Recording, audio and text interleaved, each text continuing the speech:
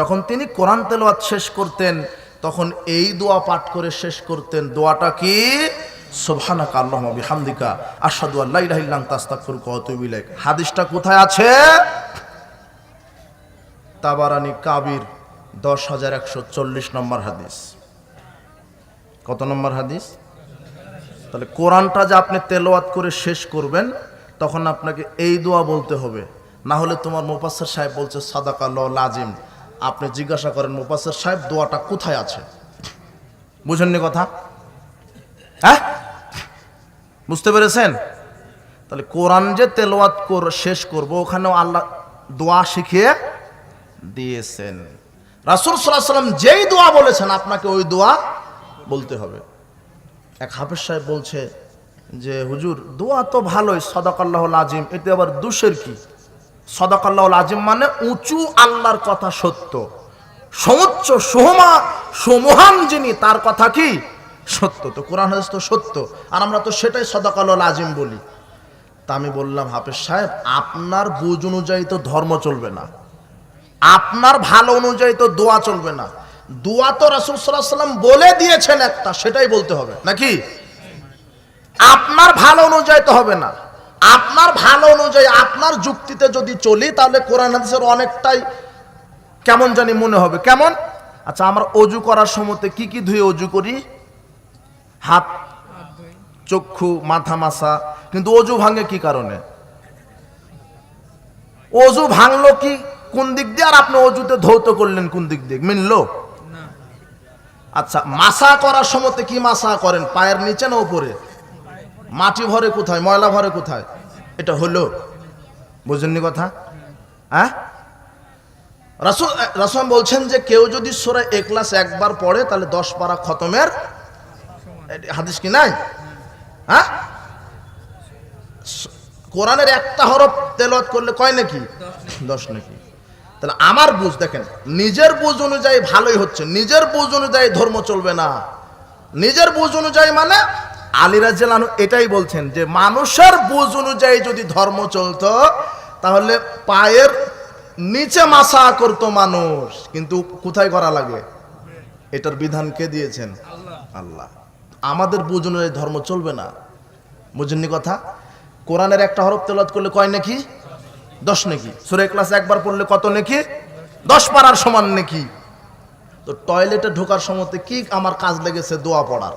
আচ্ছা, টয়লেটে ঢোকার সময়তে দোয়া পড়লে 1 নেকিও হবে, এরকম হাদিস আছে? বুঝেননি মনে হয় কথা। ওটা শরীয়ত মানা হলো, আর শয়তানের প্ররোচনা থেকে বাঁচার একটা মাধ্যম, কিন্তু নেকি হবে এরকম হাদিস আছে?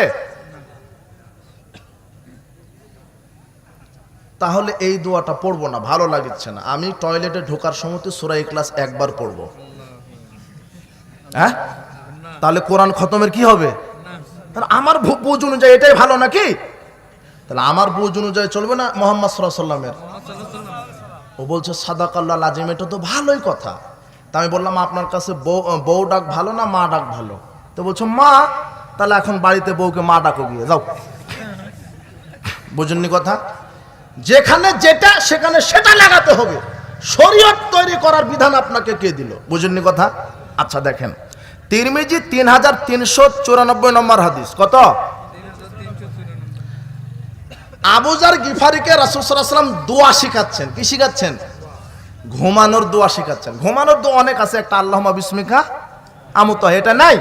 আচ্ছা, আরেকটা শিখাচ্ছেন তিনি। এই বলছে আবু যার ইযা আওয়াইতা ইলা ফিরাশিক, তুমি যখন ঘুমাতে যাবে তখন এই দোয়াটা বলো। কি? আল্লাহুম্মা আসলামতু নাফসি ইলাইকা ওয়া ওয়াজজাহতু ওয়াজহি ইলাইকা ওয়া ফাওয়াদতু আমরি ইলাইকা ওয়া আলজাহতু যাহরি ইলাইকা রাগবাতা ওয়া রাহবাতান ইলাইকা লা মালজা ওয়া লা মানজা মিনকা ইল্লা ইলাইকা আমানতু বিকিতাবিকা আল্লাযী আনজালতা ওয়া বিনাবিয়িকা আল্লাযী আরসালতা। এই দোয়াটা পড়ে ঘুমিও। যদি এই দোয়াটা পড়ে ঘুমিয়ে যাও, যদি মৃত্যু হয়ে যায় তাহলে আল্লাহ তোমাকে জান্নাতে প্রবেশ করাবেন। আর যদি আবার সকালে জীবিত হয়ে উঠো তাহলে তুমি কল্যাণের উপরে উঠবে। এখন আবু যার মাতবাড়ি করে ও আর একটা যোগ করেছে। আমানতুবি নাবিকা বলতে বলেছেন রাসূল সাল্লাল্লাহু আলাইহি ওয়াসাল্লাম, ও মাতবাড়ি করে বলছে আমানতুবি রসুলিকা। কি? আমানতুবি মানে নবীদের চেয়ে রসুলের মর্যাদা কি একটু বেশি না? হ্যাঁ। তাহলে রাসূল সাল্লাল্লাহু আলাইহি ওয়াসাল্লাম শিখালেন, এই আমানতু বিনাবিয়িকা বলো। ও কি মারে দিছে ওখানে?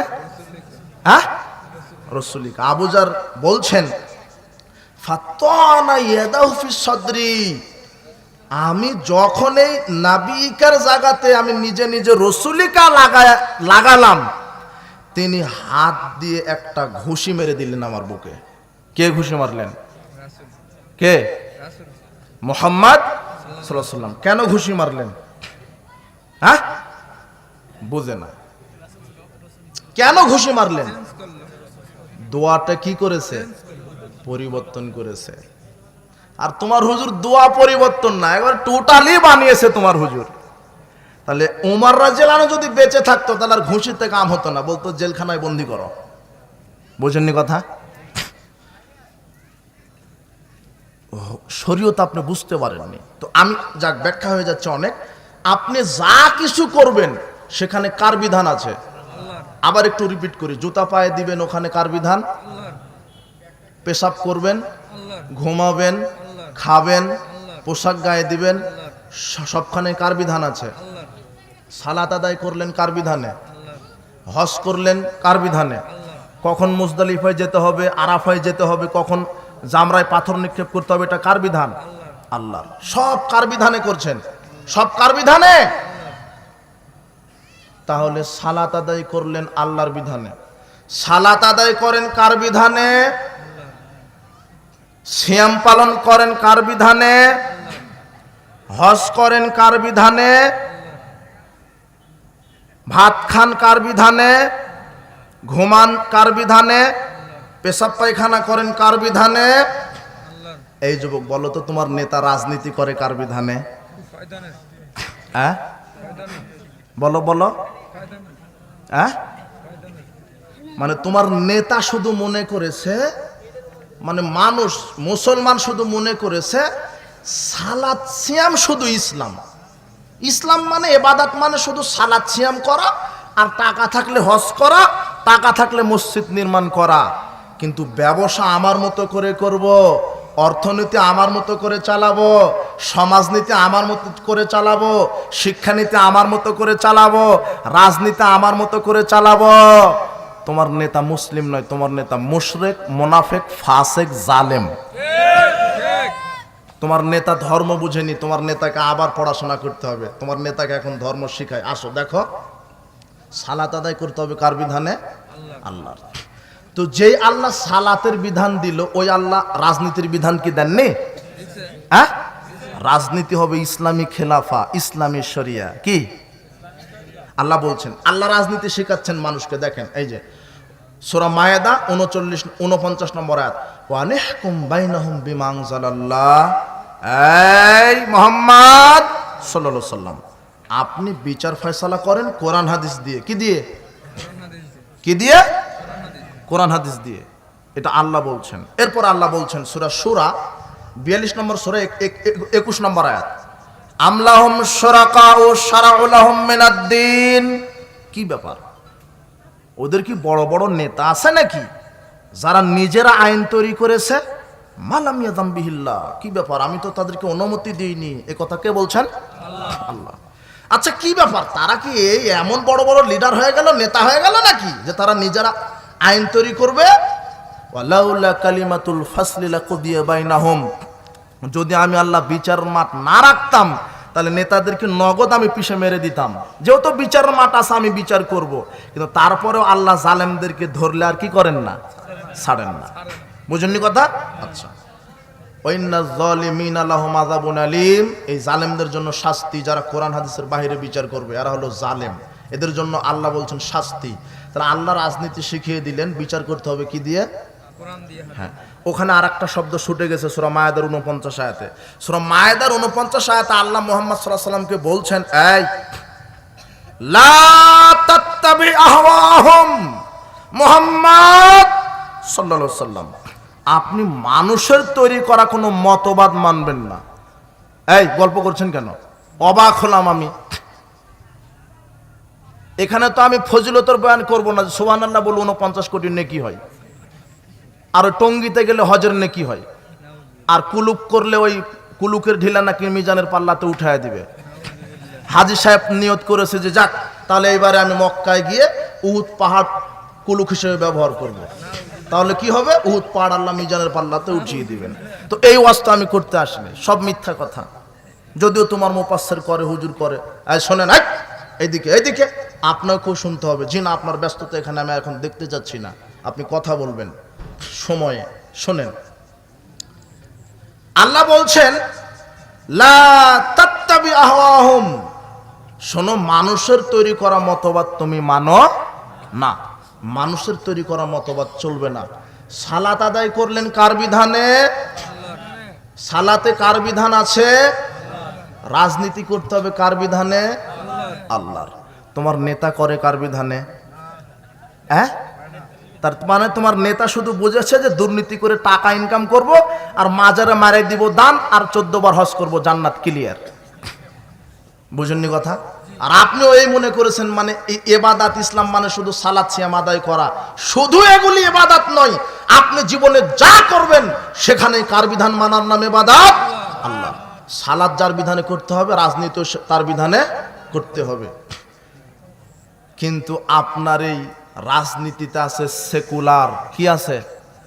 যারা মাথায় ঘেলো আছে, পড়াশোনা করেছে, যুবক তোমরা বুঝতে পারবে।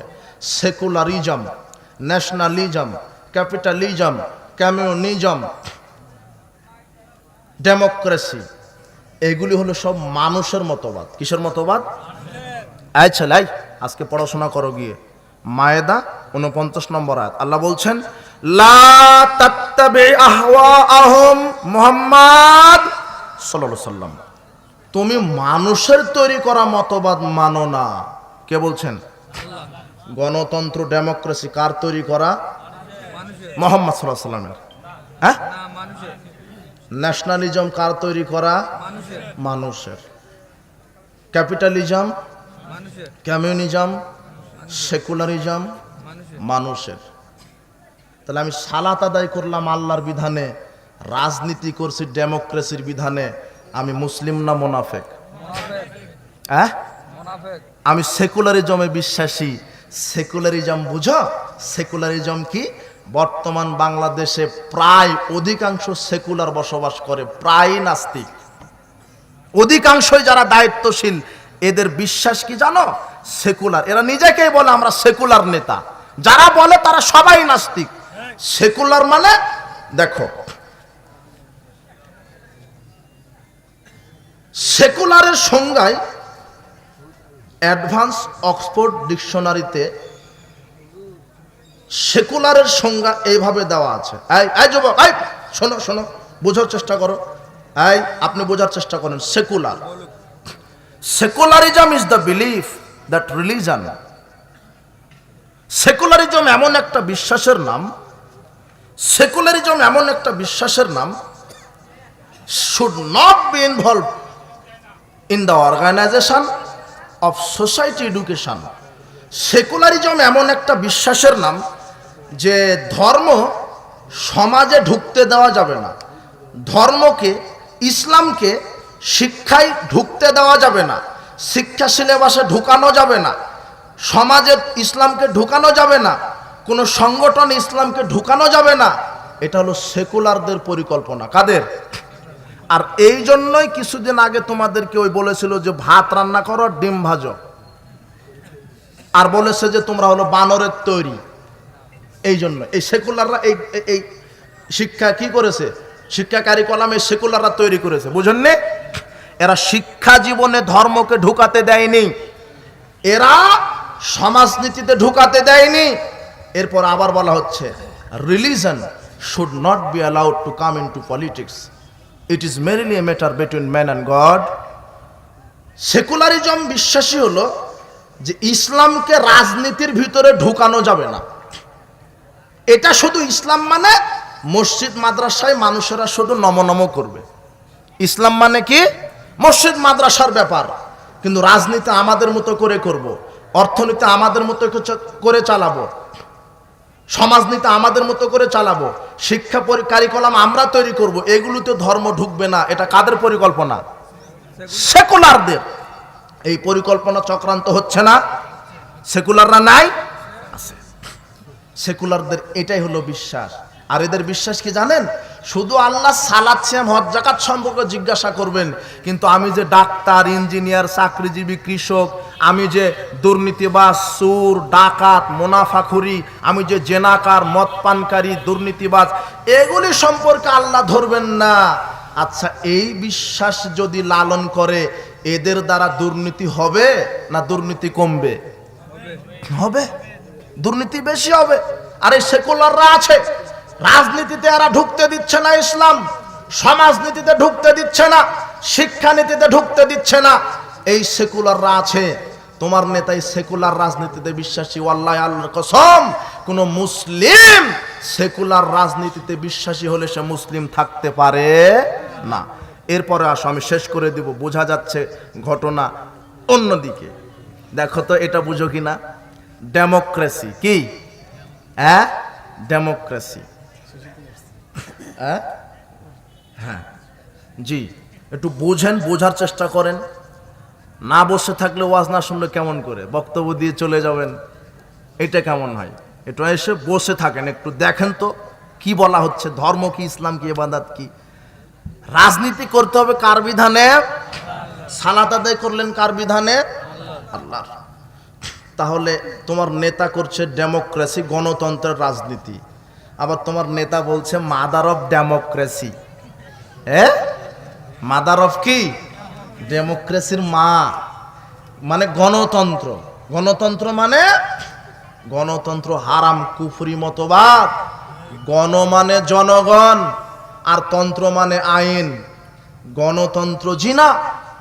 কোন মুসলিম গণতান্ত্রিক রাজনীতিকে বিশ্বাসী করতে পারে না, সে মুসলিম থাকতে পারে না। সে রাজনীতি করবে ইসলামিক খেলাফা, সে রাজনীতি করবে ইসলামী শরিয়া, সে গণতান্ত্রিক পদ্ধতিতে সে নেতা হতে যাবে না। তাহলে বিশ্বাস করেন, আল্লাহ ও নেতা হওয়ার যোগ্যতা রাখে না। এখনো বুঝেননি? এমনিতেই ঠিক বলছেন বক্তব্যের গতিতে। দেখেন, একটু সামনে আসি। গণতন্ত্র আর ইসলাম। গণতন্ত্রের যিনি প্রবক্তা বলা হয় আব্রাহাম লিঙ্কন। ওকে আল্লাহ মনে হয় রাসূল হিসেবে পাঠিয়েছিল, তাই না? কে এলো?